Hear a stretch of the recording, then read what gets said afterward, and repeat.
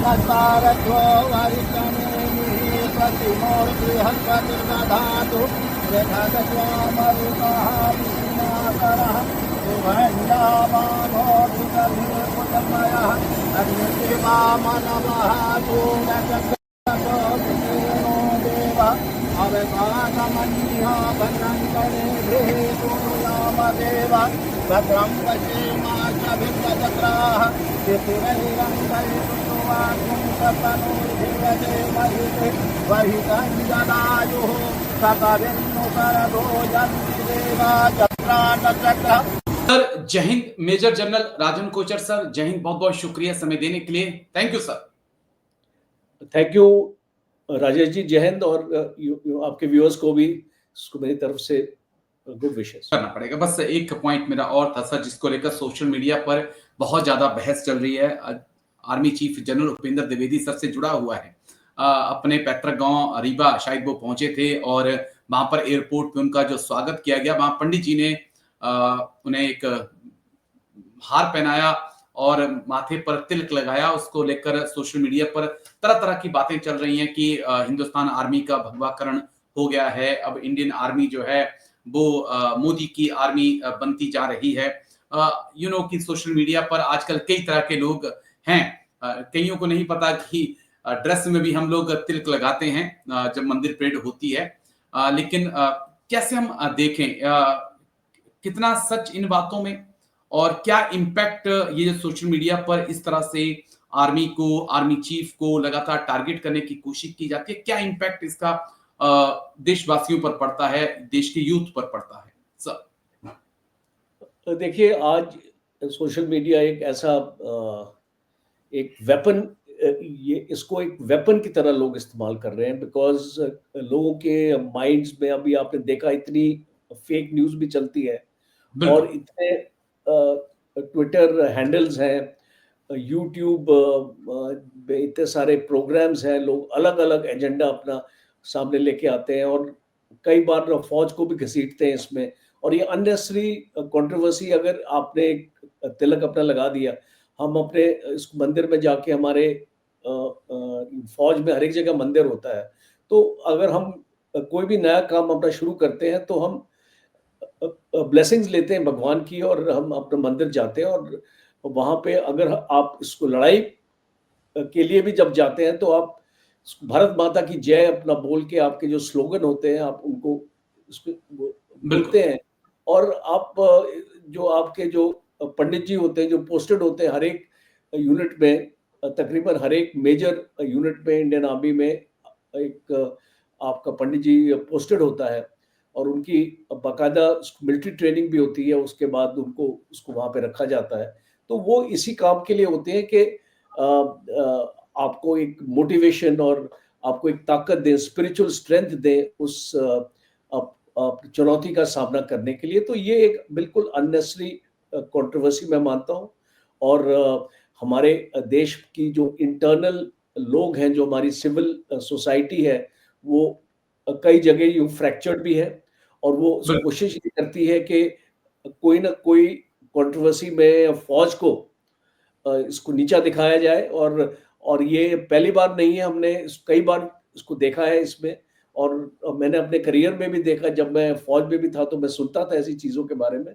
और इसमें political parties भी कुछ हैं जो इसको कंट्रीब्यूट करती है इस चीज़ को और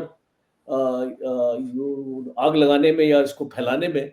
तो इसको मेरी बस अपील इसको लोगों से है और यूथ से है खास तौर पे, क्योंकि मैं यूथ से काफ़ी जुड़ा हुआ हूँ, मैं जाता रहता हूँ, उनसे बात करता रहता हूँ कि आप जो इन चीज़ों को अपना फोकस लाइफ में मत बनाइए। कुछ ऐसे एलिमेंट्स होंगे जो आपका ध्यान इस तरफ लाने की कोशिश करेंगे कि भाई अब इसको जो हिंदुत्व आपकी फौज में भी आ गया, ऐसा कुछ नहीं है। एक फौज ही एक ऐसी ऑर्गेनाइजेशन है जहाँ पे सर्वधर्म स्थल होता है। एक मंदिर, एक गुरुद्वारा और एक मस्जिद एक ही बाउंड्री वॉल के अंदर होती हैं। और हम अपने त्योहार जो हैं, जो हमारे मुस्लिम भाइयों के त्योहार हैं, हमारे सिख्स के त्योहार हैं, हमारे क्रिश्चियंस के हैं और हमारे हिंदूज के, हम सारे हमारे ऑफिसर्स और जवान मिलके वो इकट्ठा बनाते हैं। तो एक सेक्युलर ऑर्गेनाइजेशन इंडियन आर्मी और उसका नाम इस तरीके से कंट्रोवर्सीज में आई थिंक अगर इसको लाया जा रहा है तो ये बहुत एक शर्म की बात है। हाँ बिल्कुल सर, क्योंकि एक चंद सेकंड का क्लिप जो है काट कर शेयर कर दिया जाता है और कई तरह की बातें उसके बारे में आती हैं। वो नहीं देखते कि बाद में आर्मी चीफ ने उस जो माला उनको पहनाई थी उसको उतार दिया गया और तिलक हम सब लगाते हैं मंदिर परेड में और कॉम्बैट ड्रेस में भी जब जाते हैं तो ऐसा होता है। लेकिन चलिए, शुक्रिया, फिर भी शुक्रिया major general Rajan Kochar sir, बहुत बहुत शुक्रिया, आप आए और दोनों मुद्दों पे बात आपने रखी। थैंक यू सर, जय हिंद, take care sir, thank you sir, thank you, जय हिंद, धन्यवाद, थैंक यू सर।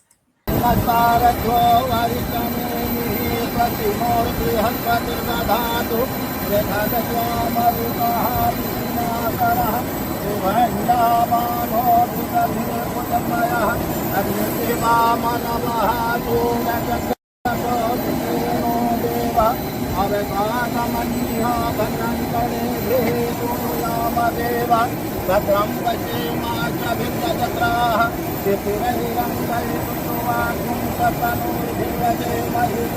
वहितञ्जलायुः सकविन्नु सरदो जन्ति देवा जत्रा नक्षत्रः।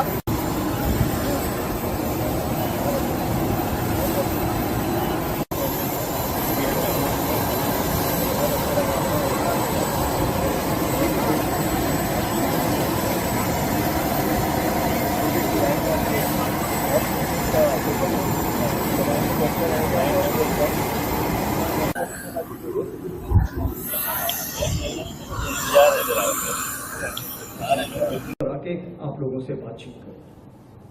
अभी रही बात कि आगे भविष्य में क्या होने वाला है, भविष्य के चैलेंजेस क्या आने वाले हैं, जिसको हम VUCA बोलते हैं। हिंदी में अगर बोलूं तो अस्थिरता, अनिश्चितता, जटिलता और अस्पष्टता।